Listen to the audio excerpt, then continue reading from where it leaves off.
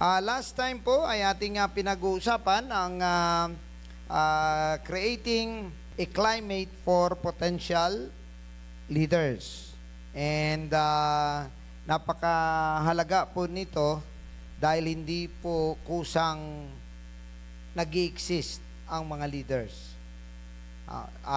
Most of the time, kapag ang isang tao ay tinawag ng Diyos, hindi pa po siya magamit.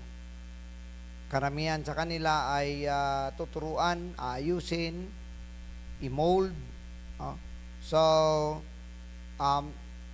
ang pag-create ng leader sa isang malaking, merong malaking price, merong malaking sacrifice, both on two sides, no? Sa mga tinitraining at sa nagtitrain. Sa mini-mentor at sa mentor. So, pareha po yung may sacrifice. And isang determination sa isang tao ang kailangan para ito ay kanyang matagumpayan.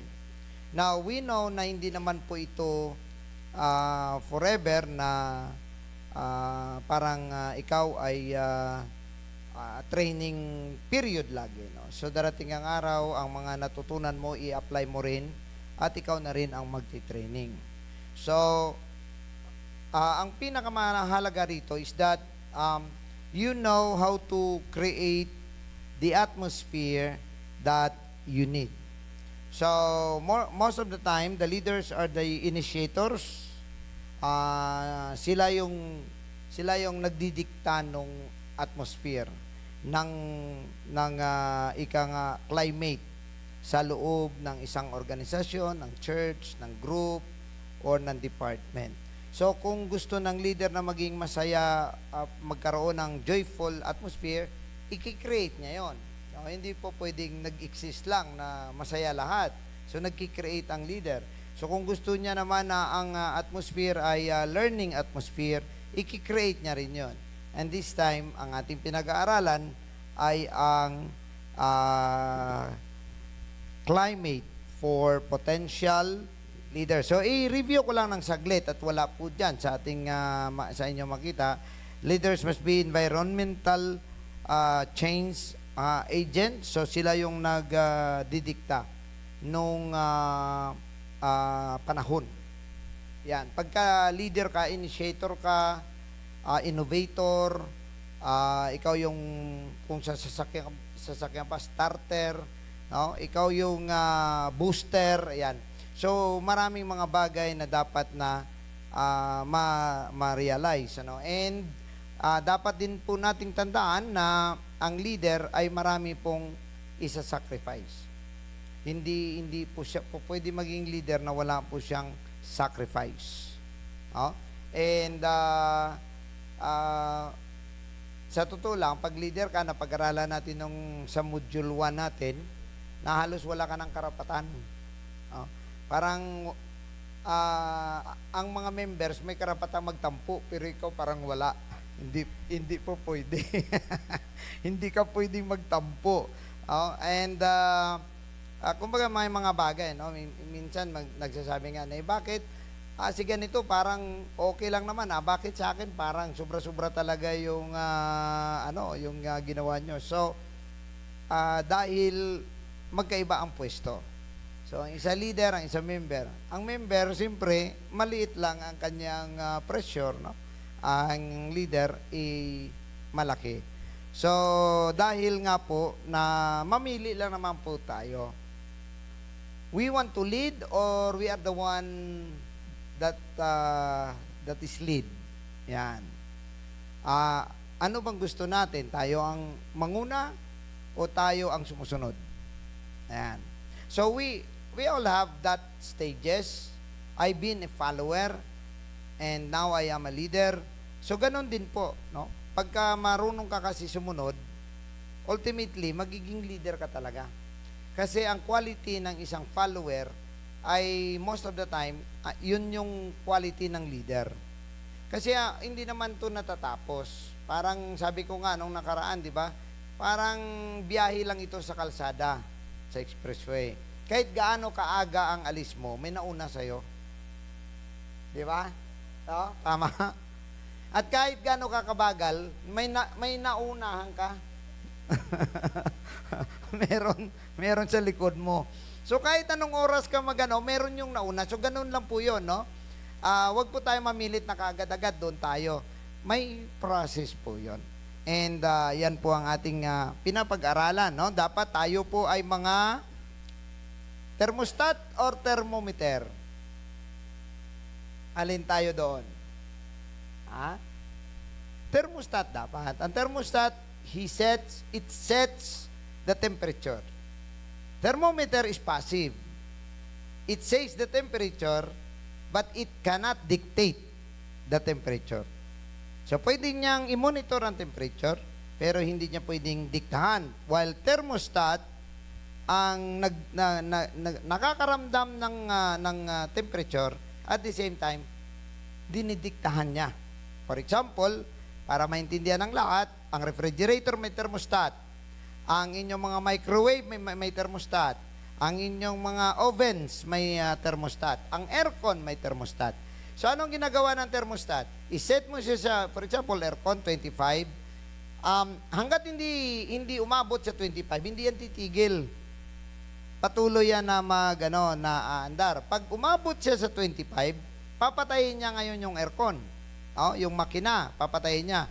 Hanggang sa may tolerance. So, for example, ang 25, pag umakyat na yan sa 27, papanda rin niya. Pag bumaba na sa 25, 24, patayin niya. So, ganun po yun ang thermostat. So, alam niya ang temperatura, pero siyang nagdidikta. While the thermometer is just a passive instrument. It just say to you, 100 degrees na yan. Yan. Pero wala siyang magawa doon. Hindi niya ma-adjust pababa, hindi niya ma-adjust pataas. So may mga leader din na gano'n, ano? So bilang leader dapat thermostat tayo. We set the temperature. So kung ang leader ay passive, magiging passive lahat. Yun ang maging epekto kasi wala lang. Baliwala lang. So tandaan natin na kapag ang leader ay hindi na gumalaw, lahat hindi na rin niyang gagalaw. Walang gagalaw dyan. Pag hindi manguna ang leader. So dapat sa atin ay yun ang ating i-desire, no?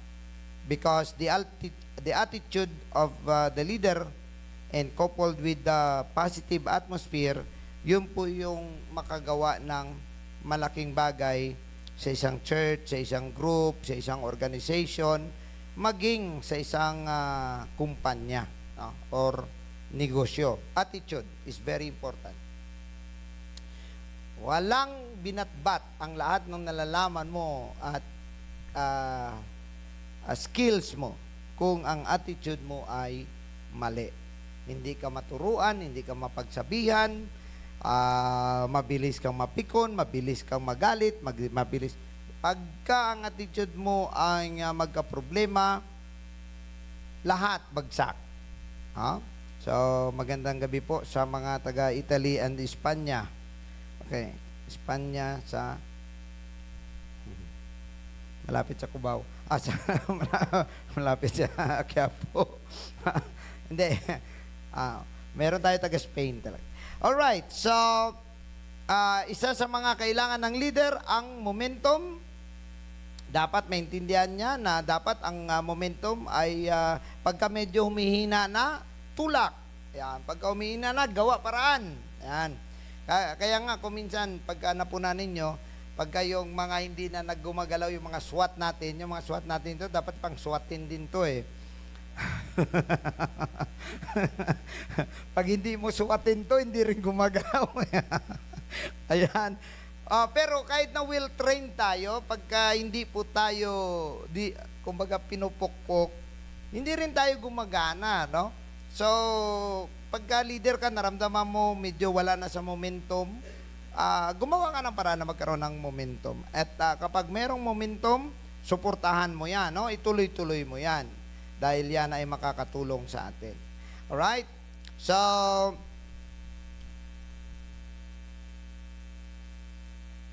Kailangan natin na sa pagiging leader, gusto natin na mag-produce ng mga potential leaders, dapat ang atmosphere, ang mga pangangailangan for growth must be satisfied. So, kung sa tanim pa, kailangan ng araw, kailangan ng tubig, kailangan ng lupa, kailangan ng hangin, yun po yung mga basic needs ng growth. And kailangan ng binhi, no? Kasi wala kang maitatanim, walang tutubo diyan pag walang binhi. So, kahit lahat lahat ng 'yan ay pwede nating maihambing on spiritual, pwede siyang maparallel natin sa spiritual needs, no? Kagaya ng araw, ng liwanag. So, we know that it is God, His Word is also called the lamp, no? Liwanag. Ang hangin ay ang Holy Ghost. Ang tubig ay ganun din. And ang lupa ay ang the atmosphere, yung lugar na kung saan dyan ka tinawag ng Diyos. At ang binhi, kagaya ng salita ng ating Panginoon. And all those things must be satisfied. Or else, ay makokontrol po ang ating pagtubo at magiging bonsai po tayo. So, sa akin, once na I appoint leaders or meron tayong binoto na leader, I always let them think. They should think. Sila yung mag-isip, sila yung mag-propose, sila yung mag-research, sila yung gagawa ng mga bagay-bagay. At bilang leader, gabayan mo na lang. Kasi hindi rin lahat ng naisip nila magiging tama, magiging maayos, no? So bilang leader, ikaw yung guide lang, no? Para sa kanilang pagtubo. Alright? So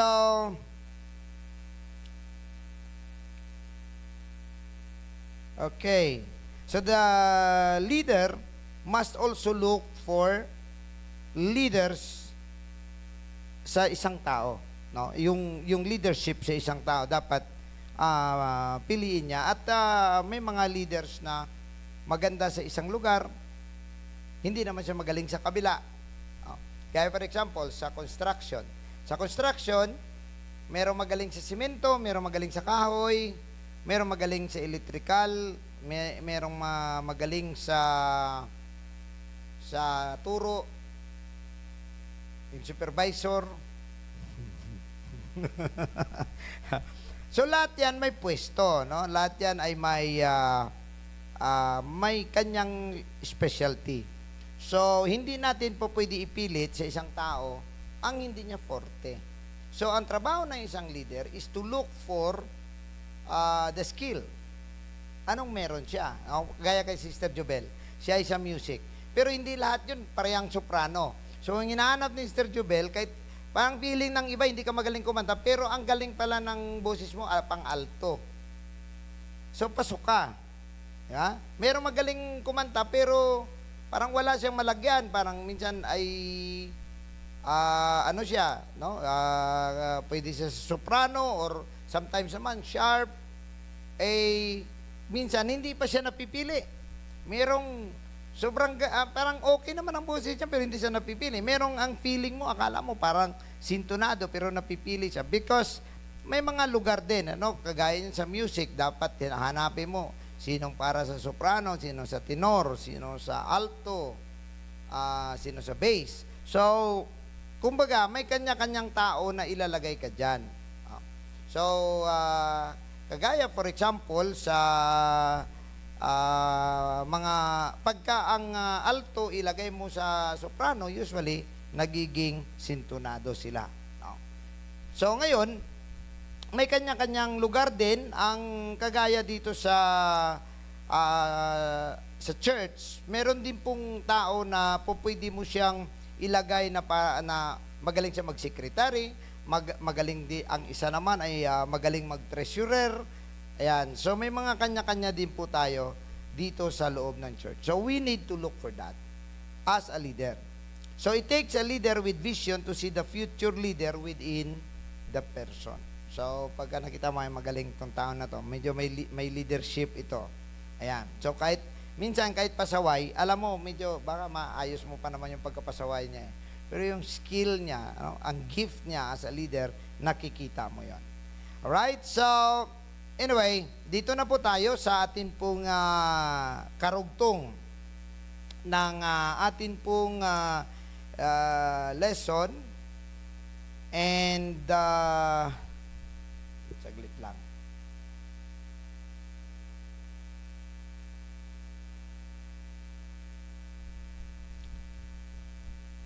Alright. So, next, ano ang, para magkaroon po tayo at makagawa po tayo ng atmosphere of creating leaders. So, ito yung, actually, sa totoo lang, ang topic na ito, napakahalaga nito sa lahat ng pastor. Lahat ng mga leaders. This is very important because if you want to grow, you need to master this area. Kung gusto mo rin na hindi ka sobrang mahirapan, hindi ka maagang mag-retire, you need to master this area. Kasi once you cannot produce leaders, you will take all the burden. Ikaw yung kukuha lahat. Pag hindi ka mag-training, hindi ka mag-produce ng leaders, limitado ang kaya mo, ikaw lang naman mag-isa, hindi ka naman si Superman. So, ang gagawa ka ngayon, the next day, hindi mo magawa yung isa, ang isa naman ang gawin mo. So, masyado pong mabagal at mahina ang growth. So, marami pong mga churches ang nagsasuffer at wala pong growth because hindi po ito napag-aralan ng pastor or hindi niya ini-implement. So, wala siyang pakialam kung ano ito sa kanya, basta ang inantay niya, yung mga taong kusa na lang magbigay ng kanyang sarili para magiging leader. No? At sabihin mo, ito, may calling siguro to. Pero, kahit may calling yung tao na yan, kung wala po tayong programa, hindi po yan mapakinabangan. Now, sa pag-create ng atmosphere, ang i-focus po natin is on production rather than the position and the title. Ayan. So, dapat hindi tayo masyadong obsess sa posisyon. Pag obsess ka sa posisyon mo, minsan konting diferensya lang para na-insulto ka na bypass ka, na hindi ka kumbaga, kailangan lahat ng bagay dumaan sa'yo. May mga time kasi kung minsan na hindi nangyayari yung ganun. Mabilis kang ma-offend. At kapag na-offend ka, sometimes, sinasacrifice mo yung pagiging leader mo kasi nga na-offend ka. Ang nangyayari actually sometimes, no, may mga ang mga tao, may mga may mga tinatawag tayong pagkukulang. Meron niyang, kung sa pananalita pa, slip of the tongue. Ayan. Meron niyang mga pagkakatao na hindi nila naisip yun. Bigla, alam din nila, kaso hindi nila naisip at the time, and so, nalakbangan ngayon ang pagiging leader mo. So, there are many ways, no? Hindi naman kailangan na mapikon tayo, hindi naman kailangan na magalit tayo. You can just talk to them, and you can use that as a way to teach. Turuan mo na lang. Turuan mo sila na, okay, okay din yung ginawa nyo. Kaya lang, mas maganda sana kung ang inyong ginawa, dinaan nyo muna sa akin. At napag-aralan muna natin. So next time, baka po pwede naman, huwag nyong, pag kami naisip kayong programa, ipakita nyo muna sa akin. At baka meron naman tayong may maisip pa na mas maganda dyan. So, pag leader ka, hindi ka talaga po pwedeng lagi kang napipikon. Pag lagi kang napipikon, talo ka talaga. Pikon-talo ang pagiging leader eh. So dapat, kahit na masama na yung loob mo, medyo kaya mo pa rin gumiti. Doon ka na magbanat pagkatamang panahon. So, ipatawag mo sila, kausapin mo sila. Now, dapat hindi tayo mag-emphasize ng posisyon at saka title. So kung inyong mapuna kahit dito sa ating church, hindi tayo masyadong nagbibigay focus doon sa position or title, rather sa production or sa mga magagawa. No? So, kaya dinidevelop natin na kahit na ikaw ay pastor na, you can still go with anybody. No? Pwede kang sama-sama kayo kain, sama-sama kayo kung ano lang ang gagawin niya para walang pakiramdam na parang may banal, may semi-banal at may hindi banal. Parang dapat nawawala po 'yon. Ano? Hindi dapat 'yan ganon kasi once na mag-focus po tayo, marami po ako nakikita na mga churches and organization departments na nasisira kapag over-obsess ang leader sa posisyon niya. Pag na-obsess siya na, akong ano nyo, dapat respetuhin nyo ako. Pagka ganyan na ang mga statement, talo na. Talo ka na. So, dapat, pagka may mga nakita kang disrespectful na mga ginagawa sa'yo, kausapin mo at ipaliwanag mo ng maayos para ang labas dyan, ikaw pa yung naging mentor nila rather than na ikaw yung nag-criticize sa kanila. So, you should do it on the other way around. No? So, marami ako nakikita, kagaya niyan, leader, tapos may nag-suggest na ganito ang gawin, tapos dahil hindi siyang nag-promote niyan, parang masama ang loob niya, hindi niya susuportahan. So, sometimes naapektuhan po yung buong gawain, yung buong department. Kaya dapat sa isip natin, we must focus more on what can we do. Ano ang pwede nating makontribute? Ano ang pwede nating magawa? Ano ang pwede natin maitulong? Dapat yun ang focus natin, no? Because the position is just there, no? The title is just there. And it remains there as long as ikaw ay gumagawa ng maayos. Hindi yan mawawala sa'yo. So do not focus on the position, focus on what you can do. So, churches or organizations that place great emphasis on titles and position are teaching their people to do the same. So, bababa yan papunta yan sa pinaka ilalim. No?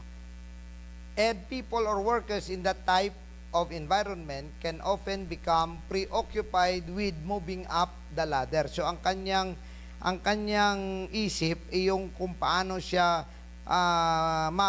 ma-attain yung posisyon na gusto niya. Yun yung focus niya to the next position or with receiving a more important sounding title. So, we need na dapat ang ating emphasis ay doon sa gawa at ang gawa mo ang mag-promote sa iyo. Sabi ng Proverbs, let your work praise you. Hindi yung sarili mo ang magpuri sa iyo. Let the praises come from another tongue, hindi sa sarili mo. So, ibig sabihin yan, ang nagagawa mo, yun ang magpupuri sa'yo. Yan. So, sometimes, trabaho ka ng trabaho, hindi mo pala alam, sikat ka na. Yan. So, akala mo lang, baliwala ka lang naman na klase na tao, pero gumagawa ka lang ng gumagawa, pero ang hindi mo pala nalalaman, na ang iyong mga ginawa, nakarating na sa mas malayong lugar, ano po. So, kumbaga ang kaalaman ng iyong ginagawa. So, wag kang mag-focus doon sa glory, doon sa honor, sa prestige. Wag kang tumingin doon. O tumingin ka doon sa kaya mo lang gawin. So, it doesn't matter kung mapuna man yan o hindi, basta gawin mo lang ang ginagawa mo. Like for example, no? Kung kilala ninyo si Van Gogh, maraming nagsasabi sa kanya na ang kanyang gawa parang bata. Parang, di ba magaling ka naman, ba't ginaganyan mo yung gawa mo? Pero wala siyang pakialam. Wala siyang pakialam. Ang ginagawa, ang sa kanya, may gusto siyang iparamdam, may gusto siyang sabihin, at doon niya sinasabi. Hindi lang maintindihan ng kanyang generation. After namatay siya, naintindihan ng iba dahil nagkaroon ng mga reviews na naintindihan na meron siyang gustong ipakita about life. That is why yung mga paborito niya, yung mga peasants, mga farms, and then ang background niya na siya ay dating preacher at siya ay anak ng isang preacher. So, lagi siyang may liwanag. Laging may araw yon. Kahit ang gabi niya maliwanag pa rin. So, kumbaga, sa atin kasi, kung ano yung alam mo na tama, may mga time na hindi maging popular sa ibang tao yon. But being a leader, you need to be creative. You need to implement kung anong kailangang i-implement. Now, dapat tayo din bilang leader ay mag-provide ng growth opportunities. Dapat mag-encourage tayo sa mga bawat isa, no? Sabi pa nga, we as leaders must encourage those around us to see themselves in a place where their current location is the starting point to wherever they want to go in the world. Maraming mga tao na pagka-graduate ko, saka ako mag-aral ng Bible para maging preacher. Yung iba nagsasabi na kapag inappoint na ako, pag-aralan ko lahat yan, malalaman ko na lahat yan. No? Kagaya ni Willie Revillame, di ba? Tinanong siya kung anong plano niya, anong mga plataforma niya. Sabi niya, wala pa akong mga iniisip na mga ganyan. Ang iniisip ko, paano manalo. Pag nanalo ako, pag-isipan ko na yan. Matindi na utak. Now, dapat, actually, sa totoo lang, ang leadership calling mo, nakadepende sa paghahanda mo eh. Kung hindi ka nakahanda, maniwala ka, hindi ka mapupuna hanggang kailan. Hindi darating sa iyo yung opportunity. But if you are ready, mamaya lang, kinabukasan lang, baka available na para sa iyo. Like for example, in my own experience, nung kami mga young people, siyempre may mga nauna na sa akin. So mga magagaling, sila na yung nag-MC, sila na yung nag-song leader, sila na yung leader sa mga outreach, sila na yung ginagamit sa lahat ng mga ministry sa loob ng church. Magkakasama kami ng mga kasi mga second batch na ako eh. Mga third batch na actually ako sa grupo namin. And maraming mga magagaling mag-debate. Pero sa akin, at that moment, I never think myself na gamitin. Ang ginagawa ko lang sa aking sarili, kung ano ang dapat kong mapag-aralan, kagaya ng doctrines, kung saan pupunta, kung outreach din, kung sa mga bata din, kung sasabihin sa akin na ikaw magturo sa mga bata, ako nagtuturo ako sa mga bata. Pagka ako naman ay sinabihan na mag-Bible study sa mga matatanda, Bible study din ako. So of course, I prepare myself sa ganun. Pero wala po akong posisyon sa loob ng simbahan. Wala po akong masasabi pong kumbaga, permanent na pwesto sa loob ng church. And then, suddenly, one Sunday, habang naliligo, kasi naliligo kami sa balon lang eh. Balon lang yung paliguan namin sa likod ng simbahan dati. Habang naliligo ako mag-isa. Pumunta yung pastor namin sa likod. At sabi niya sa akin, ikaw MC ngayon. Paano kung mag-MC? Wala naman akong, kumbaga, hindi man lang sinabi sa akin kahapon o nung isang linggo man lang. Pero dahil nakahanda ako, hindi ako nagsabing hindi pwede. I take it. At nung mag-MC ako that morning, pagkatapos ko mag-MC that morning, sinabihan ulit ako ni pastor, ang sabi niya, ikaw MC sa gabi. At ako naman nag-MC sa gabi. That Sunday, So, I am nothing just yesterday. Then the next day, you are the MC. At hindi lang naging MC, permanent MC. Morning and afternoon and evening. For 3 years. Oh. Pero I never think about that. Wala po akong may ano. At kahit nga po itong pagiging pastor, wala rin po sa isip ko ito. Hindi po talaga ako nagdi-desire na magpastor ako. Kaya lang sinabihan ako ng pastor namin, sabi niya, yung mga kapatiran sa Manila, wala nang sinisimbahan, hindi puro na nag-backslide. Punta ka doon, mag-start ka ng work, hanapin mo sila. Hindi rin ako nag-hindi. Kinuha ko rin. At that time, kagagraduate ko lang ng aking bachelor's degree. Kasi, di ba, laderize kami? So, nagtrabaho muna, tapos balik. Pagbalik, nag-graduate ako. Pagka-graduate ko, eksakto na pinapatawag ako ng aking kumpanya before, yung La Carlota Sugar Central. Pinatawag ako para bumalik. Pagbalik ko, dapat ang aking pwesto ay isang supervisor.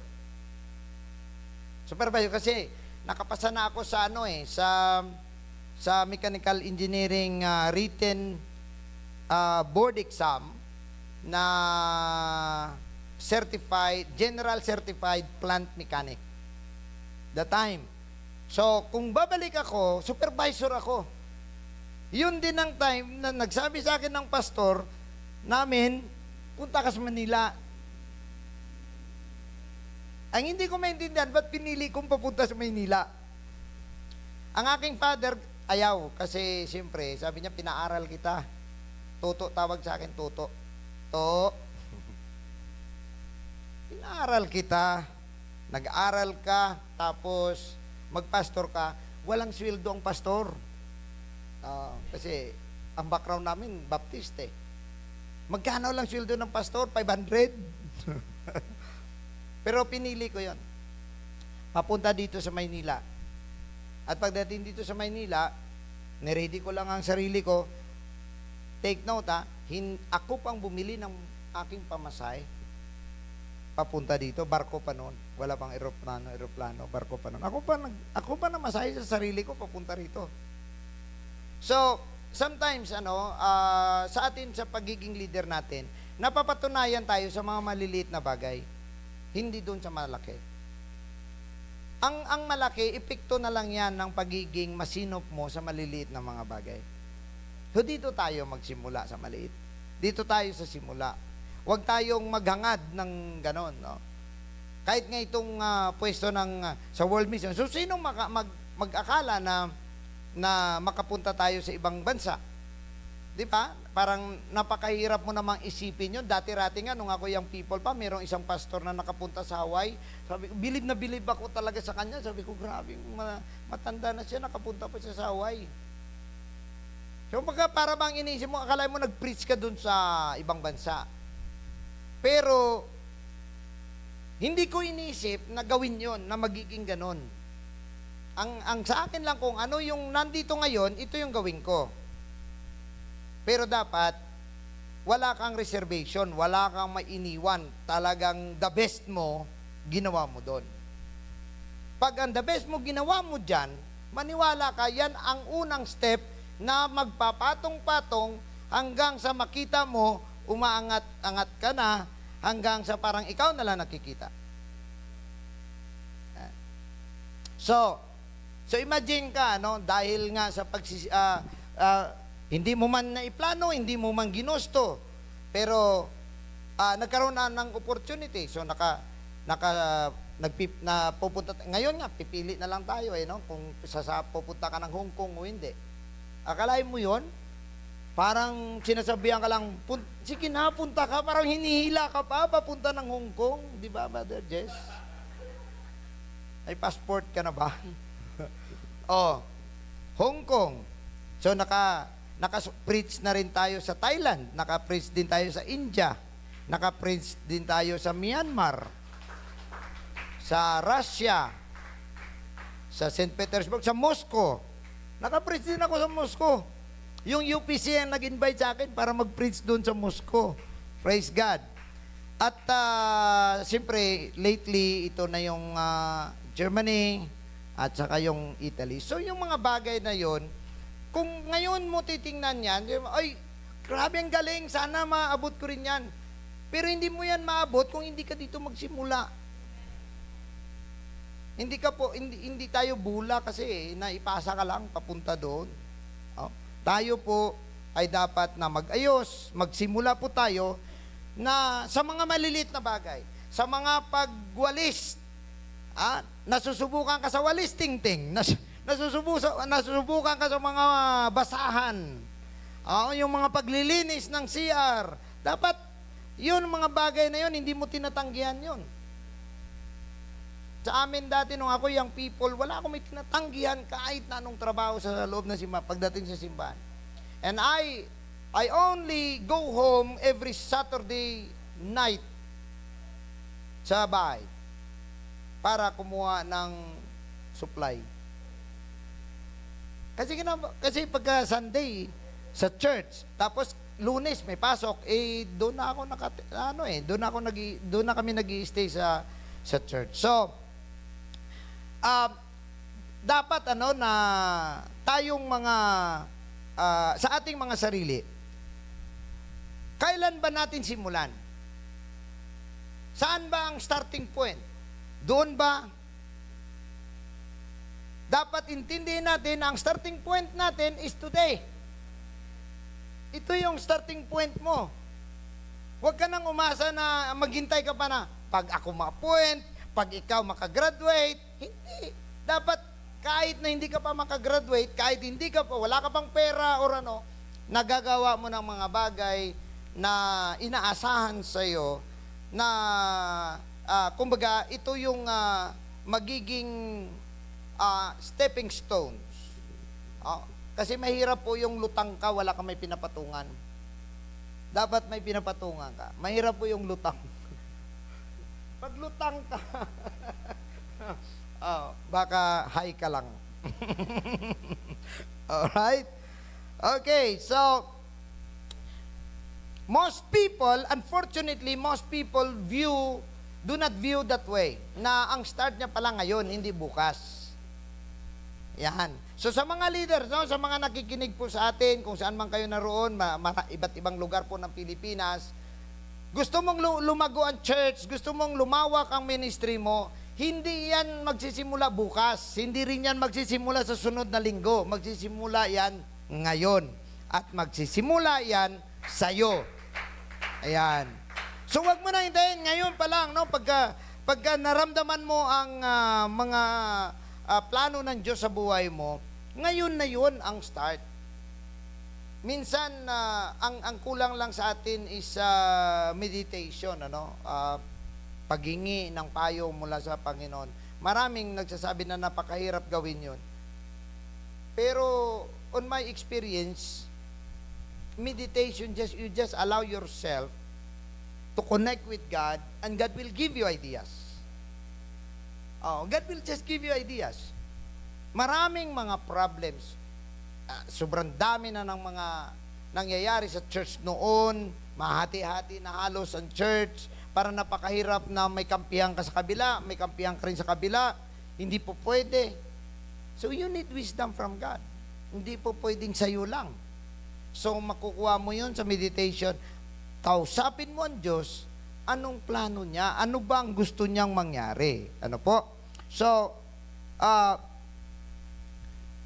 dapat nating isipin bilang leader that creating an environment for personal growth is critical. So, from you to the people around you, dapat kinikreate mo yung atmosphere ng learning at opportunities. Yan. O tingnan ninyo, sa ngayon dito sa Luzon, pinipilit mo na lang ang tao na pumunta sa isang lugar. Like for example ngayon, ang available na mga mission field ay Hong Kong. And by the way, yung mga sinasabi ko noon na dapat ay maging bisita natin na mga Pilipino from Croatia, naka-attend sila sa Italy kahapon, na-baptize yung 3. So, opportunity ulit sa Croatia yan, ano?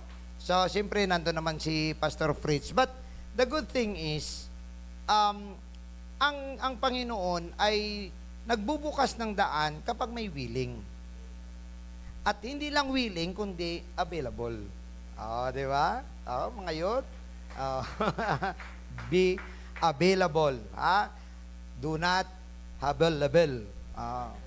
Kung sa mga Ilonggo pag habil, dalawang klase lang yan available, or habil. Yan. So, hindi ka willing, hindi ka available, hindi ka nakahanda, wala. 0. So, gawin mo, maganda ka, dapat willing ka, dapat available ka. Ayan. So, and then God will just open the way. We've been there. We've been there na parang malabo pa sa hating gabi ang makikita mo kung magagawa ba o magaganap ba o hindi. Pero nung simulan mo dito sa unahan, ito yung gusto mong mangyari, pero sinimulan mo dito, ay hindi, magtataka ka, nandito ka na pala. Tapos magtataka ka, matatapos mo na rin pala. So, God make a way. Kung inyo maalala na yung ang Israel bago sila tumungtong sa Promised Land, ang test sa kanila ng Panginoon is by faith. Ang faith na pagkakilala nila sa Panginoon. So, nagbinago ng ating Panginoon. Sa Red Sea, hinataw ni Moses yung tubig, hinawi ng Diyos ang tubig, and then nakalakad sila sa dry land. But, on crossing Jordan towards Canaan, ang sabi ng Panginoon, hakbang kayo sa tubig. So, ang tubig hindi hinawi. Hakbang ka muna. Paghakbang nila, ang ipinagtataka nila, umatras yung tubig. Bawat hakbang, atras ang tubig. Hanggang nakatawid sila on a dry land. So, ganun din po tayo ngayon, by faith. By faith, gawin mo lang kung anong dapat mong gawin ngayon. Huwag kang masyadong ma-stress sa dulo. Huwag kang masyadong ma-stress. Alam niyo kung nasa Panginoon ka, dapat hindi ka na-stress sa kinabukasan mo eh. Diba? Kasi sabi naman ng Bible for I have a good plan for you, diba? I know the plan towards you. Ay sinasabi ng ating Panginoon. Expected end is very important there because God is the God of the future, and if you trust Him and you do what you need to do for Him, He will arrange the future. He will arrange your end. So, hindi dapat tayo masyadong ma-focus sa gusto nating mangyari, kundi mag-focus tayo sa magagawa natin ngayon. So, now, in order to create the right opportunities, we must look at the potential leaders around us. And this is the question, what does this person need in order to grow? Sa mga tanim, merong iba na ang problema niya ay kailangan niya ng insecticide. Tama? Hindi siya nag-grow. May mga butas-butas siya, kailangan niya insecticide. May iba naman nagkuribod. Hindi tumataas, hindi lumalago. So, kailangan niya fertilizer. Meron namang nanunuyo na natutuyo. Ang kailangan niya lang naman pala ay dilig. Di ba, muntik na maubos yung mga tanim natin sa taas? Kasi walang dilig-dilig eh.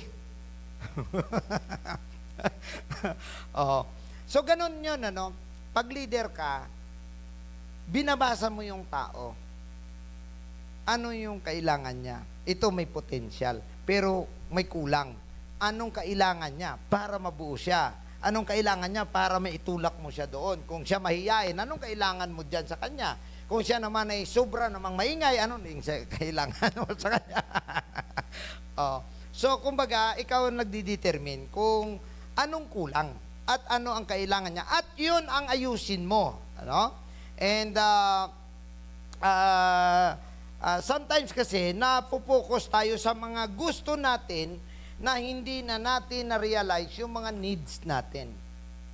No? Kumbaga sa atin, gusto lang natin ng ganon, pero na-overlook mo yung mga bagay na need mo para makarating ka doon. So the same way, ang pastor, ganon din, may mga leaders din na ganon, na nagpo-focus na tayo.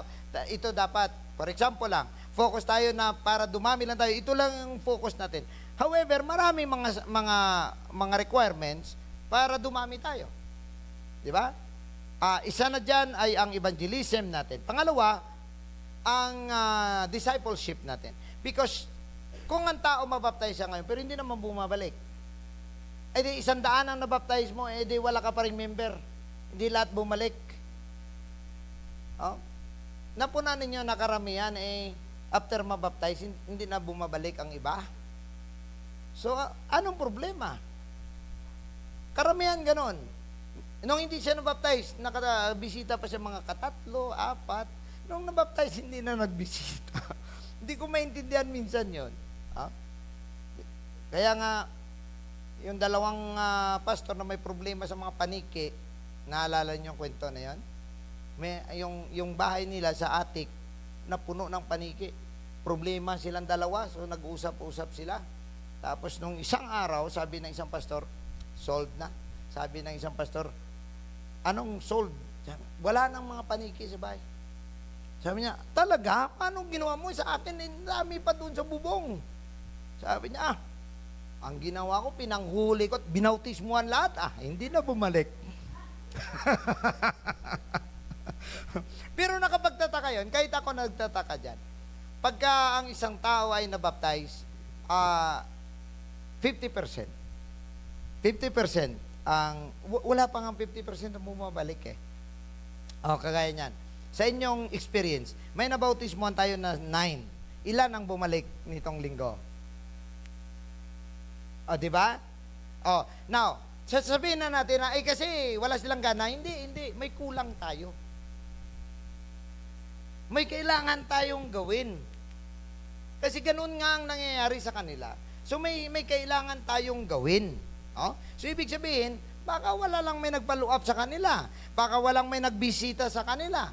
Ang nagbisita lang tayo dahil gusto lang natin silang ma-invite.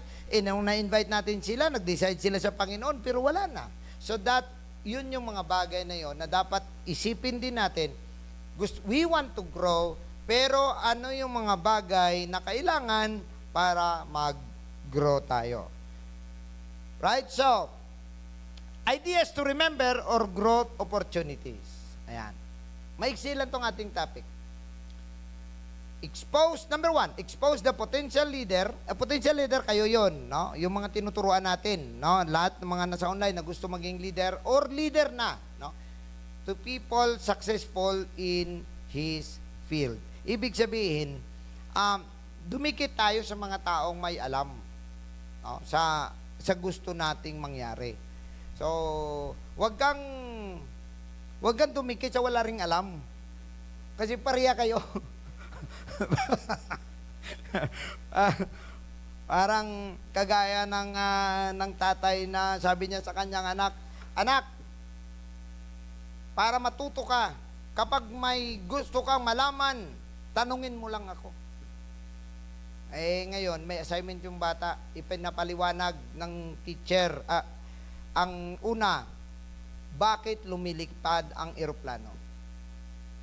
Sabi ng tatay, alam mo anak, sa totoo lang, yung eroplano, di ba tumatakbo? Basta kusa lang yung lilipad, basta tumatakbo, lilipad lang yan, kusa lang yan. Sabi naman ng bata, paano yung kotse tumakbo? Ang kotse, basta pandarin mo lang yan, may gasolina, tatakbo yan. Paano ang barko naman lumiko? Sabi niya, sa totoo lang, may manubila din yan. Basta iikot mo lang, iikot din yan. Tapos tinanong siya ulit, paano yung mga spaceship makalabas sa Earth? Ewan ko, basta ano lang yan. Basta lilipad lang sila, labas na yan. Sabi ng bata, ay ganun ba dad? Sorry dad kasi naistorbo kita. Ay don't worry kasi paano ka matuto kung hindi ka magtanong sa akin. Pero may natutunan ba? Di ba wala? Ayan. So, sometimes, ang kailangan natin is yung ating gusto, yung ating mga sarili mismo, dapat yun ang unang mag-grow. Hindi po pwede na gusto natin mag-grow doon sa dulo, pero hindi tayo willing magbayad ng mga pangangailangan natin dito para makarating tayo doon. So, we need to have these growth opportunities na mailatag po natin. So, number one nga dyan, i-expose mo ang mga potential leader sa mga taong naging successful sa ganitong mga kalagayan. Number two, provide secure environment where the potential leader is free to take risk. Alam niyo ang lahat ng bagay, kagaya sa leadership, may risk po yan eh. Kahit sa negosyo, risk yan eh. Di ba? Hindi mo kasi masabi kung tutubo ka or magiging successful ka sa business. Hindi mo masabi yun eh. May risk yun. Pero hindi po pwede na hindi ka mag-take ng risk kasi natatakot ka lang na malugi. So hindi ka pwede magnegosyo kung takot kang malugi. May risk yun eh. Di ba kagaya ng servant na binigyan ng talent ng Panginoon, yung isang talent lang, natatakot siyang malugi. So nilibing niya. Binalik niya naman. Pero nung binalik niya, anong nangyari? Pinarusahan pa siya nung kanyang amo. Kasi ayaw niyang mag-take ng risk. So, sa atin, sa mga programa na ating gagawin, may risk yan eh, kung tutusin. And also, to provide the potential leader with an experienced mentor. So, ibig sabihin, dapat may mga time tayo na makapag-usap sa mga may experience na ng mga mentors. And sometimes, sasabihin ninyo, what is the difference between discipleship and mentoring? Well, discipleship is like this. It has a set of topics. May dapat siyang ma-attain na karunungan, kaalaman, at discipline. However, pag sinabi nating mentor, wala siyang time, wala siyang lugar. Every time na magkausap kayo at may opportunity kayo, sinishare mo yung experience mo. Pag sinishare mo yung experience mo, mini-mentor mo siya na maintindihan niya kung ano ang mga dapat na gawin or na matanggap niya ang mga nangyayari sa buhay niya dahil yan pala'y naranasan ng iba. So bilang leader, usually ang mentoring, simply over a cup of coffee, or naglalakad lang kayo. So, noon sa San Juan Times pa at maging sa early part ng Cubao, ganun na nangyari. Minsan nakaupo. So, pag upo niya dyan, magkakape sa umaga. O dyan natulog yung mga young people. So, ano nangyayari? Nagkakaroon ng mentoring. Yan. Kasi, kumbaga, sinishare mo yung mga experience mo. So, nare-realize niya rin na ang kanyang karanasan pala, hindi naman malayo, pero di hamak naman palang maliit pa yung nararanasan niya kumpara sa nararanasan ng kanyang mga elders. So, that's mentoring. You are changing mentalities. Yan. Binabago mo yung isip ng tao, and it's just very spontaneous.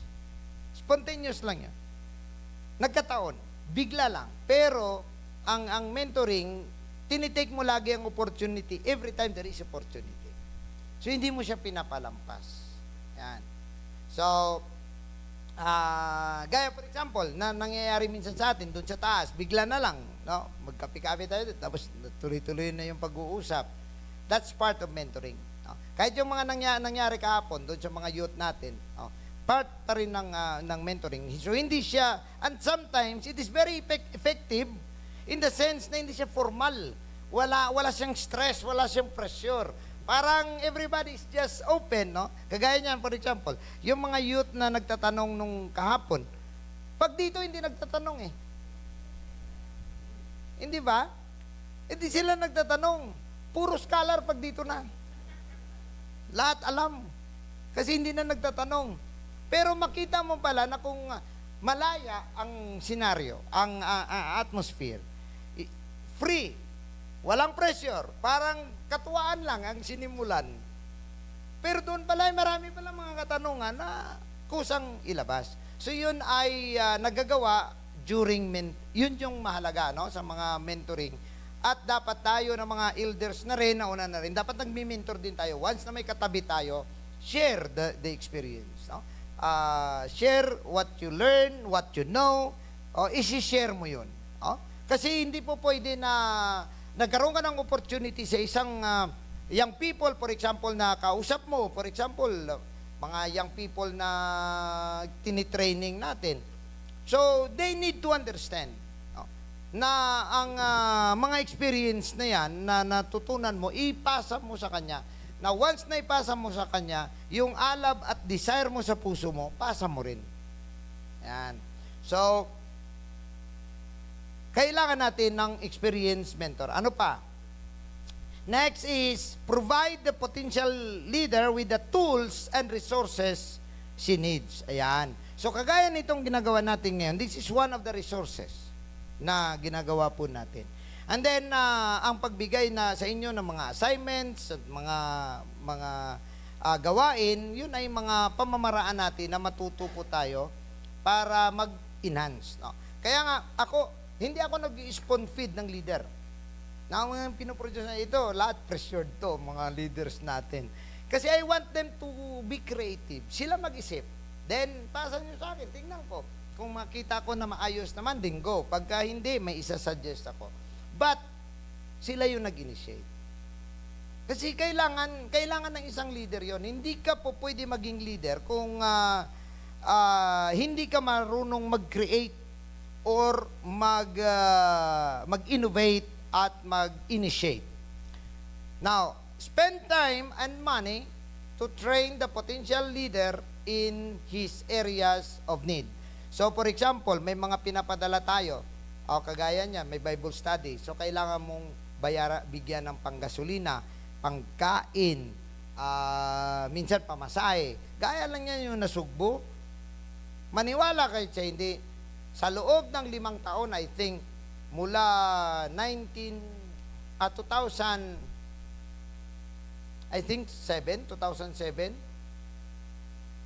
hanggang 2011,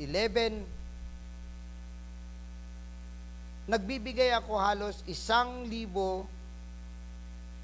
every week sa pamasahe ng 2 worker na pupunta doon. Sa Nasugbo. Hanggang sa nagmotor, so bumaba sa 600 per week. Kaya may motor na. So gustusan mo wala kang magawa. Kaya nga mag-produce ka ng isang daughter church, hindi basta-basta. Bago pati tumayo yan, 5 years. 5 years yan bago tumayo. So, gano'n, in a way, kasama po yan. Kasama po talaga yan. We spend time and money to train potential leaders in their areas of need. Alright, now, the idea of building potential leaders through growth opportunities, may isang poem akong babasahin sa inyo. Basahin nyo na rin, siyempre. Ito ay poem ni Edwin Markham. Sabi niya, we are blind until we see that in the human plan, nothing is worth the making if it does not make the man. Naintindihan nyo? Alam nyo naman mga poetry, masyadong malalim yan. No? Pero ang sinasabi niya, na sometimes nabubulagan tayo hanggang sa makita natin, maintindihan natin, na hindi walang bagay na karapat-dapat kung ang tao ay hindi mabubuo or magagawa, or kumbaga the making of the true man. Why build these cities glorious if man unbuilded goes? Ibig sabihin, gusto mo lang ng may mga gawa, may mga structure, pero yung mga leader mo hindi pala maayos. In vain we build the world unless the builder also grows. Di ba?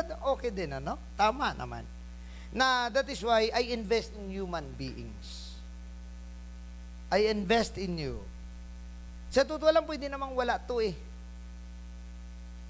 Palagay ninyo, madali lang mag-prepare ng lesson. Hindi, may textbook tayong sinusundan. Pero, kailangan mo intindihin kung anong sinasabi niya at i-apply mo sa ating level. Kasi iba yung level ng book eh.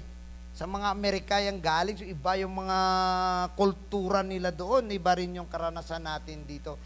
Pero kailangan natin itong gawin. So the same way sa inyo na magiging leader, may presyo po talaga. Now, lead with vision. Lead, don't manage. Ayan. Ito na. Pag-aralan natin ang manager at saka ang leader. Okay, una sa lahat, an important part of leadership involves casting vision. Some leaders forget to cast vision because they get caught up in managing. Ayan. So, nangyayari, magtatanong tayo, bakit may mga churches na hindi lumalago? Bakit may mga churches na nananatili pa rin sila for 30 years, 20 years, 10 years, sabihin natin 5 years, dapat lumago na eh. 5 years, 10 years, 20 years.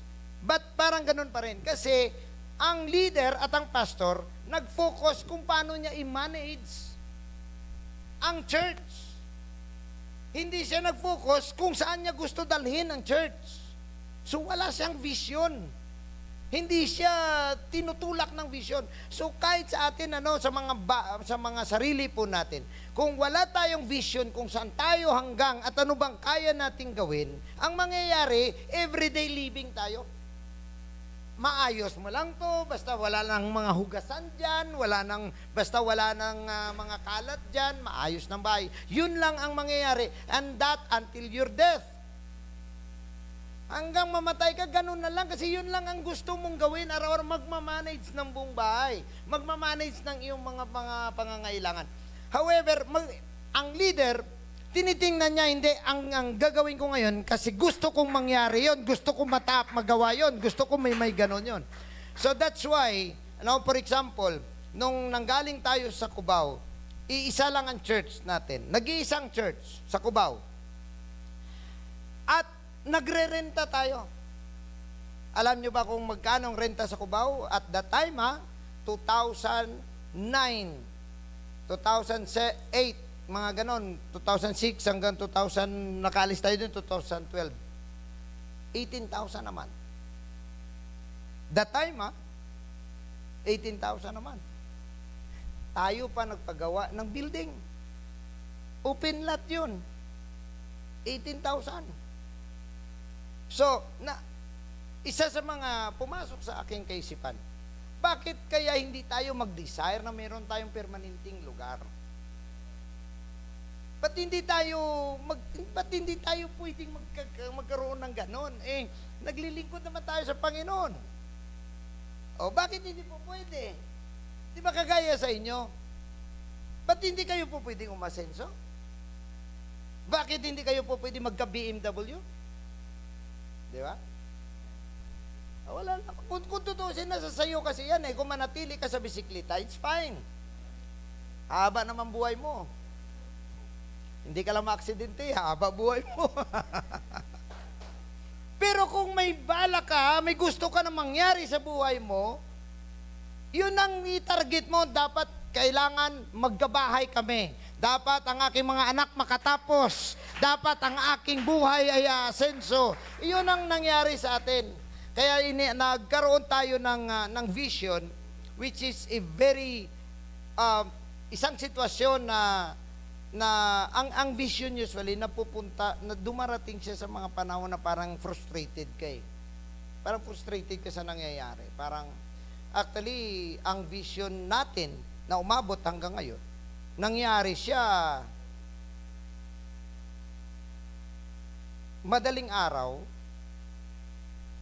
dumating siya sa akin madaling araw, and then kinabukasan Sunday, nagpiprepare ako ng message ko for that Sunday. Unfortunately, 3:00 na, wala pa akong mensahe. Dati-dati hindi ako natutulog hanggat hindi ako makabuo ng mensahe. So, may topic na ako, may verse na ako, wala akong may makitang liwanag. Kung kayo maging preacher, maintindihan niyo yung sinasabi ko. Yung pati ikaw, walang kaganagana. Pati ikaw, walang kaganagana sa sasabihin mo, nandyan. Kasi kailangan, pagka preacher ka, or nagtuturo ka rito, mismo ikaw, kumbaga, nagtitrimble ka doon sa mismong pinag-aaralan mo, na gumagalaw sa puso mo, sa isip mo. Ikaw mismo, nare-revive na sa sinasabi mo, sa pinag-aaralan mo. Dapat yun ang naramdaman mo. That morning, wala po talaga. Until na umupo na lang ako, at sinabi ko sa Panginoon, Lord, bigyan mo ako, ano ba talagang gusto mo para bukas?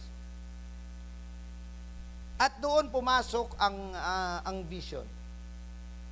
And that Sunday, that morning, ang mensahe ko na hindi ko makalimutan is crossing Jordan. Yan, yun yung mensahe. At that's May 4th, I think, or May 3. Kasi alam ko parang birthday din yun ni Sister Tata nung ano na yun. And May 25, we casted the vision, and the vision is, in 3 years, dapat makakita tayo ng lugar na permanente na hindi na tayo magrenta. In 3 years. That's 2009. May 2009. And then, in 5 years, meron na tayong 7 churches na madagdag at hundreds of workers ang ma-develop after in the next 5 to 10 years. So, yun po yung vision. And we started that May 25. Kaya itong May dapat, vision anniversary po natin yan. So, inahanapan pa natin ng date para i-celebrate po yung vision anniversary. Because, right exactly in 3 years, May 2012, first service natin sa lugar na ito, May 2012. Eksaktong 3 taon nung nagkaroon ng vision. Maniwala kayo sa hindi, December of 2011, bali 6 months na lang, or 5 months na lang to Rindibo. 5 months na lang hanggang sa doon sa deadline natin. Wala pang pera, wala pang lugar na nakita. At hindi ako nawawala ng pag-asa, hindi rin ako hindi ako nagpapalat kahit na kanino, pero siyempre bilang leader, nakakaramdam ka rin ng frustration na parang wala talaga. January, nagkaroon ng negosasyon dito. February, nagkaroon ng, dahil hindi pumayag yung may-ari nito, the next month, nagkaroon ng another na usapan. By March, pumayag siya sa aking termino. Kasi kung kanyang termino, hindi ko mabayaran to. Ang presyo nito, 800,000 at the time. 800,000. Sabi ko, wala akong pera. Ang pera ng vision offerings, 120,000 lang. Sabi ko, kung papayag ka, kalahati ibigay ko sa iyo, 30 months ang the next 400,000. Ayaw niya pumayag. Sabi ko, wala akong magawa. Take it or leave it ang offer ko. Kung kukunin mo, bibigay ako 400. Pero actually, wala pa akong 400. wala talaga. Kahit 200,000 nga, hindi abot ang pera. Oh. The next week, tumawag siya, pumayag siya. So, tuwan-tuwa ako. Pero problema na naman. Saan tayo kukuha ng pera? So, nanghiram ako. Actually, yung mother ko, isa sa mga naging instrumental yan, pinahiram niya ako ng 100,000, walang interest payable, winnable. Pero nabayaran siya, actually. Nabayaran natin siya. Nabayaran ko siya. And then, may isang sister na hindi nagsisimba, dating nagsimba pero sa UPC na siya. Nung kinausap ko siya, nagpahiram din sa akin ng pera, payable with label din, walang interest. Kaya na-accumulate ang 400,000. By May, yung kabila doon, April, na nagtatas-tas na tayo dyan, naglagay na dito ng bubong. Dito na nag-service, exactly May 2012. So, iyon yung problema, no? Pagka hindi tayo, wala tayong vision. Yun ang pagkakaiba ng progressive church sa stagnant church. Pag naubos na ang vision. Kaya dapat may vision ka lagi. At it is movable, no? Kasi nga, until now, no? God made a way dahil meron na tayong daughter churches at meron din tayong granddaughter churches. At kung susumahin mo, ay meron na po tayong 19 churches under Acts. Under Acts. Na ang nangyari is, yung na-produce natin na pastor, nagkaroon din ng vision. So kumbaga naipasa din sa kanila. And then yung kanilang mga tinuturuan ngayon, nagkakaroon din ng vision. So ang nangyari is, nanganak tayo at ang ating anak, nanganak din. Dapat manganak din. Sa totoo lang, by real hierarchy, ang tansa, apo ko na sa tuhod. Yung tansa. Apo ko sa tuhod, ang tansa church. So, kumbaga, itong mga bagay na ito, pinapasa natin, sinishare natin, at hindi tayo tumitigil hanggang sa, siyempre, wala naman tayong retirement, hanggang sa dumating ang ating Panginoon. Pero napakahalaga na hindi tayo ma-caught up ng puro na lang tayo manage kung paano mo pagkasyahin, dapat hindi tayo na na entangle doon. Dapat tayo ay may malawak na pananaw at mahalaga na meron kang nakikita. Mahalaga na meron kang vision sa iyong mga sarili. Kahit personal, kahit sa mga personal, may vision ka dapat. Hindi ka dapat, kahit ako nung maniwala kayo sa hindi, in 5 years, namuhay akong vagabond. Lipat-lipat.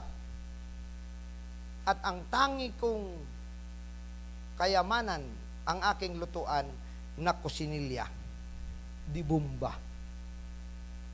Sa totoo lang, galing sa At ang aking pinaka-entertainment, radyo. AM radio. Kasi ako, nasanay ako mamuhay mag-isa eh. Sinabi ko nga sa inyo nung nasa online, ako, ilagay mo ako sa bundok, kaya kong mabuhay mag-isa. Kahit walang kausap.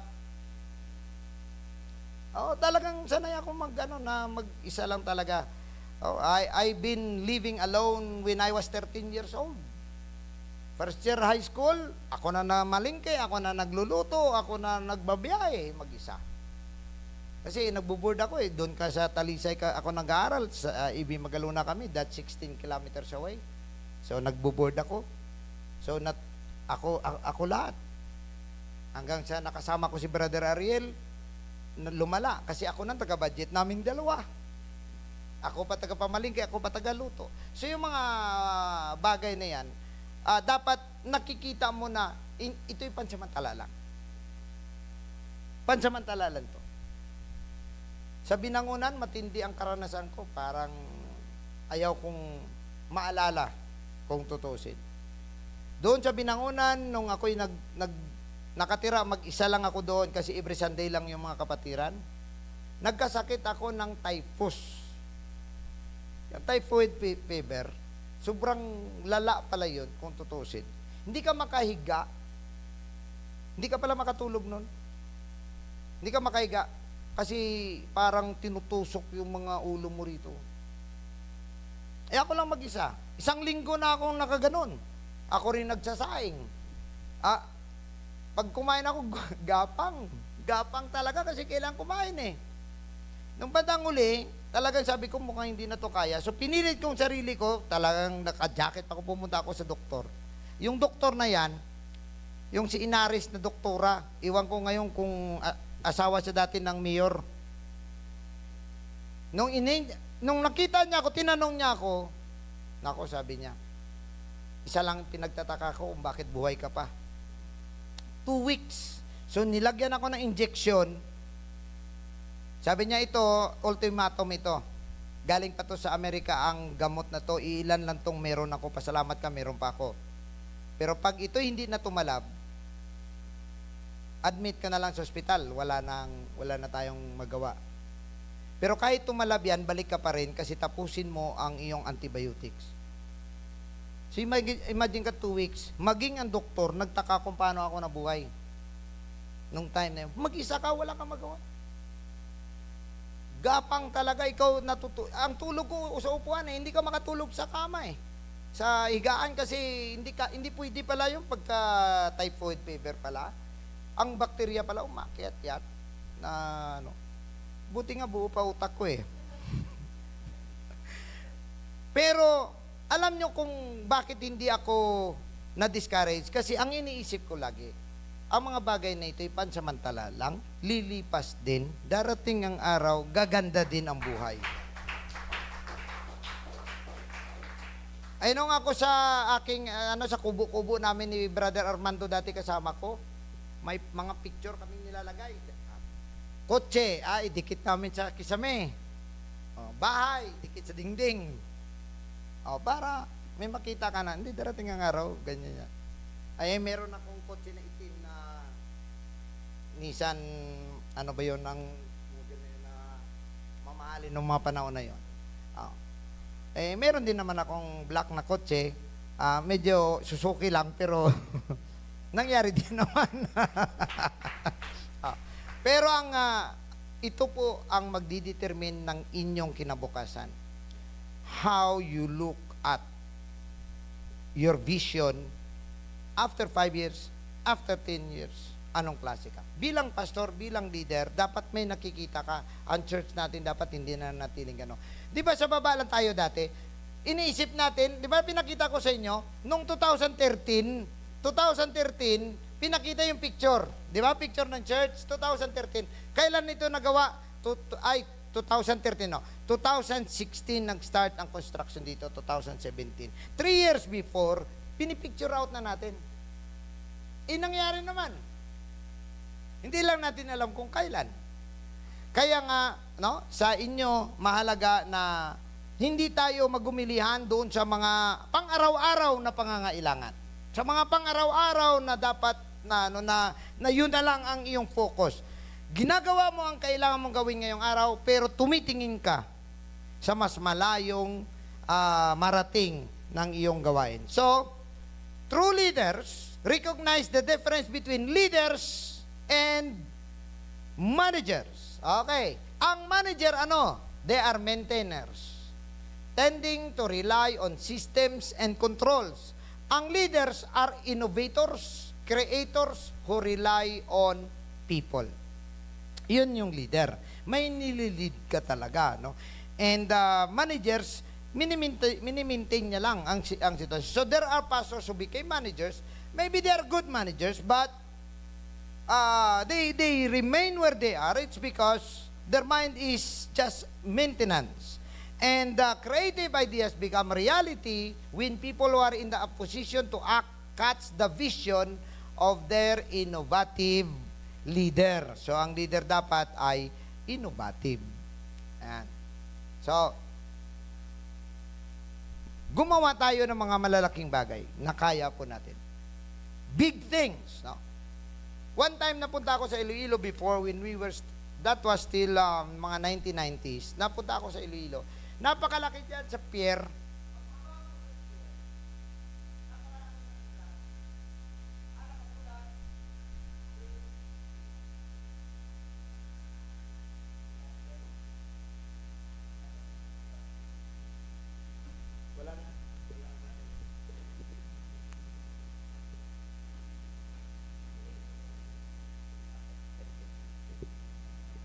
So, nakasulat think big.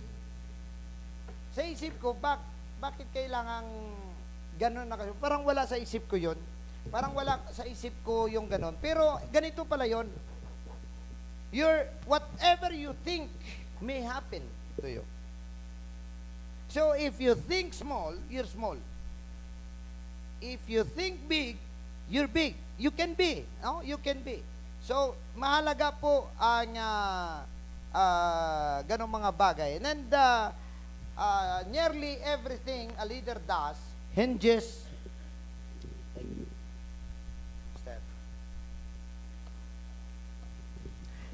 dito siya nakaangkla sa the type of vision that he has. If his vision is small, so will be his results and his followers. If you don't put in the mind of everyone that they can be excellent, they can excel, they can go up, hindi rin yan sila aabot sa ganong klaseng kalagayan. One time nga, sabi pa nga ng isang French official, nung tinukoy niya si Winston Churchill, sabi niya, if you are doing big things, you attract big men. If you are doing little things, you attract little men. Little men usually cause trouble. An effective vision attracts winners. So sabi ng Bible, your gift will bring you to the princess. Ibig sabihin, yung skills mo pwedeng umabot sa mga taong malalaki. So, dapat nag-iisip tayo ng mga bagay na kaya nating gawin, mas malawak, mas malago. Now, ito. Next is, in order for us to have an atmosphere of creating leaders, we need to spend more effort on the farm team than on the free agents. O ito po i-discuss po natin. Ano pong pagkakaiba? Farm team, they are locally produced. Mga workers na na-train mo. Hindi pa sila marunong, wala silang bagong-bago sila, tapos na-training mo sila. Ang free agents, galing sa labas ng, sa iba, galing doon sa mga kung minsan yung iba nga, parang workers na, pastor na. So wala naman pong masama, hindi mo naman pwede pigilan yan. However, mas maganda kung ang focus natin is farming. Ibig sabihin, producing our own. Now, ito ang nagiging vision natin mula pa noon. Kung inyong mapupuna sa Luzon District, ilan lang ang dating church na ngayon ay member ng ALJC. Tama? Ang dating church na yung Tayog, yung Mindoro, yung Babalakat, yun na yung dati. Pero tingnan ninyo, halos lahat ng churches natin, the rest, are pioneered. Bago. Because the principle that we are treading is, una, we need to expand the kingdom. Pag ang isang church galing sa isang organization na kagaya natin, lumipat sa atin, maring lalago tayo as an organization. Kasi may dagdag tayong member eh. Pero ang kingdom ng Diyos, hindi. Kasi nag-recycle ka lang, naglipat lang ng aquarium. So, ang kailangan natin, pumunta sa dagat. Manguha ng isda sa dagat. Hindi tayo tumitingin sa mga aquarium ng iba. At ililipat mo lang sa'yo. Kaya minsan may mga nagkakaroon ng kaguluhan ng mga churches kasi dahil nga yan, ang member ng isa, pinag-interesa ng isa, gusto ng isa, na samantala sobrang dami ng isda sa dagat na hindi pa nahuli. So, by principle, na gusto natin malawak ang kaharian ng Diyos, let's build new churches. Let's create new leaders. Mag-create tayo. Kung merong mga churches na, kumari, kailangan saluin, fine, no problem. Hindi naman tayo umaatras sa mga responsibilidad eh. Pero hindi yan ang focus natin. Ang focus natin ay magkaroon tayo ng mga bagong churches na mag-create. So, lumago tayo. Nagsimula ang Luzon District 1 Church kasi ang mga dating member ng ELGC, nagsialisan yan noon. Kasi nga may mga problema sila sa kanila, may mga so umalis sila sa ELGC, ang naiwan Cubao. Cubao lang naiwan. Hanggang nakabukas tayo sa Taytay. So ngayon, ang church under ELGC ay 25 ang ELGC sa buong Luzon. Pero 18 or 19 dyan, acts. 19 churches mula sa nag-iisang Cubao Church. Dahil ang vision natin is to create new churches. So, kung makita mo, kumbaga hindi ito recycled ang mga churches. Talagang bago siya. So, ang isang punto ko ay ganito. I want to produce another one like me, for example, with a vision like mine. So, imagine ka kung makakreate din siya 10 rin. Once, but Jess, umabot hanggang Nueva Ecija to. Kasi Bulacan siya eh. O, di ba? At in the next 10 years, 10 simbahan din mabuksan ito. One in every year. Lawit dila mo dyan. Oo. Pero, dahil may vision ka, tuloy-tuloy siya eh. Gumagawa siya, nangyayari siya. Kasi iniisip mo siya. Kung hindi mo siya isipin, hindi rin siya nangyayari kasi mangyayari lang isang bagay kapag naisip mo. Makaya mo ang isang bagay kapag naisip mo siya. Kaya think big. Yan, yun yung sinasabi mga kapatid. No? So, once a leader has a vision, he needs to build a team to carry it out. So, where does he find winners? It's not easy. In fact, most winners are made, not found. So, leaders are made, not found. Kaya nag-invest tayo dito. So, imagine ka mga kapatid, 1.5 hour tayo dito mag-discuss. At walang registration. Pero, ito ba'y magiging worthy by the end? I do not know. But, kung wala tayong itatanim, wala rin tayong aanin. At least, kung hindi man siya magbunga, at least may tinanim ka. Kung magbunga man siya o hindi, it's fine. At least, alam mo na kapag may tinanim ka, may aanihin ka. Napakasaklap kung sa pananampalataya lang, wala ka namang may tinanim, umaasa kang may aanihin. Kahit anong pananampalataya, sorry, wala po talaga yan. So, winners are made that found. So, advantages in giving focus on farm produce. Okay, ang word natin, farm produce. So, ibig sabihin, we make our own. Yan. Ang isa naman ay free agents, yung ang galing ng worker nung kabilang church, parang gusto mo sana malipat ka sa akin. Yung mga free agents, kung sa mga basketball pa. Now, okay, anong advantage? The first is that you already know the individual's character and attitude. Pag ikaw nagpatubo, sa'yo siya lumago, kilala mo siya. Alam mo mga kainaan niya, alam mo ang kanyang strength, alam mo ang kanyang attitude at character. Kaya maraming mga pastors ang nag-i-struggle kapag sinalo niyang simbahan. Kasi hindi niya kilala yung mga taong nasa loob.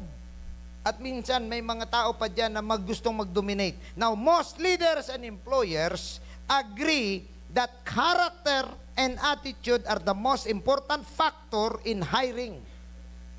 So, ibig sabihin, maging sa church, pagka ang pinakamahalaga na basihan para malagyan ka ng posisyon, character and attitude. Kasi kahit gaano ka kagaling, kung hindi maayos ang iyong character at attitude, walang silbi. Dahil ang skills, madali mong ituro. Madali magturo ng skills, pero yung character at attitude ng tao, napakahirap. Dahil, sabi pa nga nila, porque natural, no pwede kitar. Alam nyo ba yon? Hindi nyo alam? Adi, pare-pareha tayo. Ang ibig sabihin, porque natural. Ibig sabihin, dahil yan ako, hindi mo na pwedeng galawin. Kumbaga, hindi mo na pwedeng pabago. Ako yun eh. Ako na yun. No? Yun ang laging, kaya napakahirap ng character and attitude. At unfortunately, ito yung unang nagiging malabnaw sa mga schools. Sa mga schools. Ito yun. Sa ibang bansa, ang first 3 years ng bata, puro attitude forming and character build-up. Like sa Japan, like sa China, ganun. Kaya sa kanila, ang elder talaga.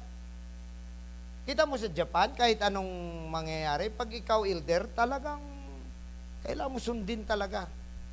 Kasi doon sila pinalaki. Pero after that, saka sila turuan ng mga bagay na dapat nilang malalaman sa mundong ibabaw. Now, the second advantage is that a person developed from within already knows our church and its people. So yung mga taong gawin natin dito, i-develop natin leader, kagaya ninyo. Kayo ay mga nakilala nyo na yung mga tao, naka-fellowship nyo na. So, a successful worker who is considered for position has already caught the leader's vision. Ibig sabihin, dahil naka-attend siya lagi ng Bible study, nag-attend siya sa mga sessions, nako-quote niya ang vision. Now, the third advantage is that a person brought up from the farm team is a proven performer dahil nakita mo na ang kanyang gift at ang impact, and so alam mo kung saan siya ilagay. Ayan. Kaya productive siya kasi 40 niya. Kilala mo siya eh. So, ang 40 niya, alam mo. So, as a result, the risk is relatively small. Ibig sabihin, parang maliit ang tsansang mag-failure ang church or ang organization. Now, as a leader as well, malapit na po tayo matapos, make difficult decision. Ano ang pinakamahirap na desisyon ng isang leader na kahit ako hanggang ngayon, I am struggling on this, and that is to remove poor performers. Ang magtanggal, napakadali maglagay ng tao sa pwesto. Napakahirap tanggalin. Magkakaroon ka ng away. So, great leaders make smart choices concerning them. Now, a leader who does not effectively handle them will hurt. No? Pagka may mga tao kasi na hindi naman talaga para bang pabigat, napakahirap ng church na may pabigat na tao talaga. No? Yung bang meron kang 20 kakabayo na humihila ng karwahe mo, ang isa doon patras. Ang 20, takbo na takbo babante, siya naman atras ng atras. Ay di, disaster. Yan. So, ngayon, minsan, may mga bagay tayo na ayaw nating ma-offend, ayaw nating pero yun ang talagang pinakamahirap talaga. Now, there are 2 things to know the man. Lagi ko yung pinapaalala sa mga leader. Number 1, give them position. You will know the man if you give them position. Number 2, remove the position. If there is a situation na matanggal sila sa pwesto, makikita mo rin kung anong klase silang mga tao. But that is the toughest leader's choice. No? Pagdating dyan, because it will hurt the organization. Pag hindi mo naman inayos, ang moral ng mga nagpi-perform, maapektuhan. Alam nyo ba kung paano naapektuhan? Tingnan ninyo ito. Ikaw, ang sipag-sipag mo. Tapos, sila nakaupo lang. Ano pakiramdam mo? Hindi ba nag-ano ka? Ano ba yan sila? Hindi man lang makaintindi na naglilinis ako rito, tapos sila pa ngiti-ngiti lang dyan, pa kwento-kwentuhan lang. So, ang performance ngayon, naapektuhan at sasabihin niya ngayon, kayo naman. O, di ba? Pero subukan ninyo kung lahat nagtutulungan. Pagka nagtutulungan, di ba parang ang saya-saya ninyo lahat? Parang ikaw ginaganahan ka rin. So, ang top performer, magtatop pa masyado. Pero kapag may mga tao na parang pahila, patras, yung mga top performers, maapektuhan. So, nasa pagway ng leader, and maging ang credibility ng leader, maapektuhan din, maging ang low performer self-image and potential effectiveness, maapektuhan din. Right? Now, there are times na hindi naman kailan tanggalin sa posisyon, turuan mo na lang. I-remind mo na lang. Kung madala pa naman sa CPR, i-CPR mo na lang muna. Ayan. Saka mo na ilibing pagka hindi na talaga kaya.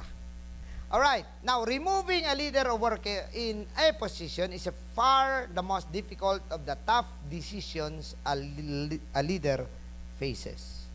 Yan. Hirap talaga. Sa totoo lang, napakahirap. That is why I always delay my decision to appoint leaders. I always delay. No? At sometimes ang delay na nakakatulong din. Na mag-reveal ng mga bagay-bagay. And kahit sa akin, nasubukan ko yun. Maniwala kayo, 3 times akong sinabihan ng aking pastor na on Sunday, i-ordain ako. Hindi nangyari. Sinabi niya, okay, next Sunday, i-ordain kita as pastor na. Kasi dati-dati, diretsahan yun eh. Pagka-ordain sa'yo, pastor ka kagad, walang gitna. Walang purgatorio, langit, impyerno lang. 3 times yun. Pero sa akin kasi, dahil hindi ko naman niya talaga deserve kung ano ya talaga, kung hindi ko naman talaga pinangarap na magpastor talaga, baliwala sa akin. Kung i-ordain mo ako, fine. Kung hindi, okay lang din. Wala pa. Hindi nagbabago ang aking performance. So, dapat nagkakaroon din tayo ng mga ganong klaseng pinapadaan tayo ng Panginoon. Ako nagtatanong din ako at the time, bakit ganon? Pwede namang huwag na lang sabihin eh. 'Di ba? Ba't sabihin mo pa tapos hindi mo naman gagawin? 'Di ba? Ano ba talaga, sinasadya mo ba ako or iniirita mo ba ako? Pero sometimes God allows those things to see what is in the heart. Di ba? Pinadaan nga sa wilderness ang Israel para malaman kung anong klase sila. No? Alright? So, it is also one of the most important decisions that you can make. In fact, removing poor performers is as important as finding good ones. So, you need wisdom here para mapanatili mo yung poor performers at mapaakit mo sila na mapalitan mo sila ng mga performing people. So, hindi ko rin kaya ituro. Kasi, per incidents din ako eh. And every incident, I ask God. I ask the wisdom of God, paano gawin, anong gawin, at paano ito mangyari. Now, terminating a poor performer benefits the organization and everyone in it. Alright, now, okay, last na po tayo. Sorry, nasobra ng ating oras. Pay the price. Because success always comes at a price. A person can pay now and play later, or he can play now and pay later. Mamili ka lang. Gusto mong maglaro ng basketball kahit may klase, go ahead. Pero darating ang araw, pagbabayaran mo yan. Pero kung gusto mong magbayad na mag-aral ka ng mabuti, darating ang araw, makalaro ka ng mabuti. So you can pay now and play later, or play now and pay later. Now, either way, he is going to pay. Now, ito, sa ating pagtatapos, si Elijah matindi ang binayaran niya para sa kanyang calling. Tingnan natin, basahin natin. And so he departed thence, and found Elisha the son of Shaphat, who is plowing with 12 yoke of oxen before him, and he with the 12. And Elijah passed by him and cast his mantle upon him. Walang may sinabi si Elijah, pinasahan lang siya ng cloak. And he left the oxen and ran after Elijah. Tumakbo siya sa kay Elijah. At sabi niya, let me, I pray you, kiss my father and my mother, then I will follow you. Sabi niya, baka po pwedeng, hayaan mo muna ako makauwi sa amin, i-kiss ko lang yung tatay at nanay ko, magpaalam lang ako sa kanila at susunod ako sa iyo. Ang sabi sa kanya ni Elijah, go back again for what I have done to you. Sabi ni Elijah, bakit? Ano bang ginawa ko sa iyo? Wala naman ako may sinabi di gawin mo kung anong gusto mo. Anong ginawa ni Elijah dito? And he returned back from him and took a yoke of oxen, yung mga ng oxen, and slew them. Inubos niya lahat ng kanyang mga baka and boiled their flesh with the instruments of the oxen. Yung kanyang mga araro, yung kanyang mga gamit, yun ang ginamit niya para pangluto at pinamigay niya sa mga tao at kumain sila. At pagkatapos, tumayo siya at sumunod kay Elijah. Alam mo yun? Nagtatrabaho yun, mama. Dinaanan ni Elijah, binigyan siya ng cloak. Sa ating, ay, thank you, meron naman akong pang-cover na. Pero alam ni Elisha, alam niya na may calling ang Panginoon para sa kanya. Kilala niya si Elijah Pero, ano ang presyo? Lahat ng meron siya, inubos niya. Bakit? Dahil ang nasa isip ni Elisha, kapag ako ay maglingkod na sa Panginoon, dapat wala na akong babalikan. Mahirap maglingkod na marami kang options. Gusto mo magpastor, tanggalin mo mga options. Gusto mo mag-leader, tanggalin mo mga options. Pag marami kang option, sa options ka, magkakaroon ka ng maantala ka because of options na tinatawag. Kaya ako nung nag-decide ako na magpastor, talagang nilagay ko talaga sa isip ko na okay, ito yung aking purpose dito. And many times, I was tempted to look for a job, pero ang pumapasok sa isip ko, this is not the calling that I went here. I did not come here to look for a job. I come here for the ministry. And until now, pinanindigan ko yun. Hindi ako nagtrabaho. Sa totoo lang, simula nung dumating ako dito sa Maynila, hindi po ako nag-employo. Nagkaroon po ako ng mga sideline, pero hindi po ako nag-employo. Now, ito rin, the price, you want to excel, you want to have the double portion, ito rin, actually may presyo pa rin. Ang sabi niya sa kay Elijah, and it came to pass when they were gone over, that Elijah said unto Elisha, ask what I shall do to you before I will be taken away from you. Kasi ramdam na ni Elijah, kukunin na siya ng Panginoon. And Elisha said, I pray you, let a double portion of thy spirit be upon me. Ang sabi ni Elijah, thou hast asked a hard thing. Sabi niya, napakahirap naman ng iyong hinihingi. Nevertheless, sabi niya, if thou see me, when I am taken from you, it shall be so unto you. But if not, it shall not be so. Imagine ka kung gaano kahirap, kung saan si Elijah dapat nandun din siya, hindi pwedeng humiwalay, hindi pwedeng matulog. Habang gising si Elijah, gising din siya. So sabi ni Elijah, pag makita mo akong kinukuha na, makukuha mo ang gusto mo. Pero kung hindi mo rin ito makukuha. So dahil gusto niyang makuha, talagang nagpuyat siya. Talagang inabangan niya kung saan. Pagka matulog siya, tulog si Elijah, tulog din siya. Pagkagising niya, wala si Elijah, hinahanap niya si Elijah. Sana si Elijah. So sometimes, we want excellence.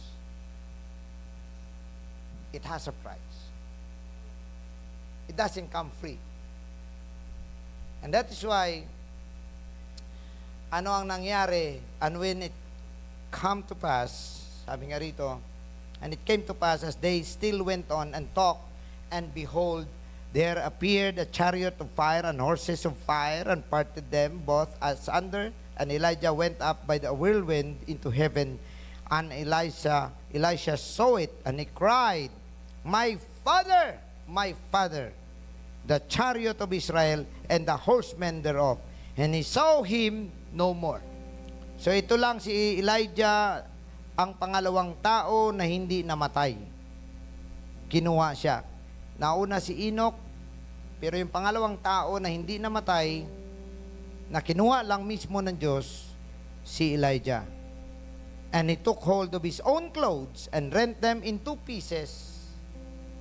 And he took up also the mantle of Elijah that fell from him and went back and stood by the bank of Jordan. After that, actually, dinala niya sa Jordan ang cloak ni Elijah at sinubukan niya, where is now the God of Elijah? Inampas niya sa tubig at ang tubig ay humiwalay. So, you know, brethren, we know that God is powerful. We know God is able. He can do everything for us. But you have to remember, you have your own part. We cannot be good leaders unless we are willing to pay the price.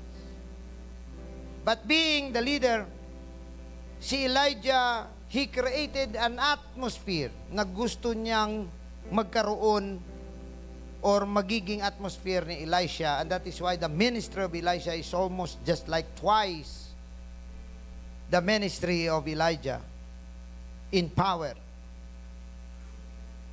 Pero kung inyo makita, ang nag-set ng atmosphere is Elijah. Ang ginawa ni Elisha, sumunod sa sinasabi sa kanya. Kaya ngayong gabi, mga kapatid, sa ating pong pagtatapos, we are all leaders and shall we all stand for a moment? Sa ating pagtatapos ngayong gabi, tayong lahat ay tinawag ng Diyos upang magiging mga leader. Naniniwala ako, mga kapatid, na lahat tayo ay may ministry na inilaan ng Diyos. But it must be you to decide yourself kung paano ka gamitin ng ating Panginoon. Even God would like to call you. Pero kung ayaw mong mag-respond, pero ayaw mong sumunod, ayaw mong mag-commit, hindi mangyayari kahit tinawag ka pa ng Panginoon. And that is why hindi tayo magtataka na sinasabi ng ating Panginoon, not all, many are called but few are chosen. At hindi rin tayo magtataka na sinasabi ng Panginoon, may mga maunang mahuli at may mga huling mauna. Because it depends sa inyong mga desisyon kung magpagamit ka sa Diyos o hindi. Hallelujah! Why don't we worship for a moment, maging sa ating mga mahal na nasa online. Let us worship God for a moment and we praise Him. Let us ask God to lead us and give us vision. At ang vision na yan na naka-align sa vision ng ating Panginoon. Hallelujah!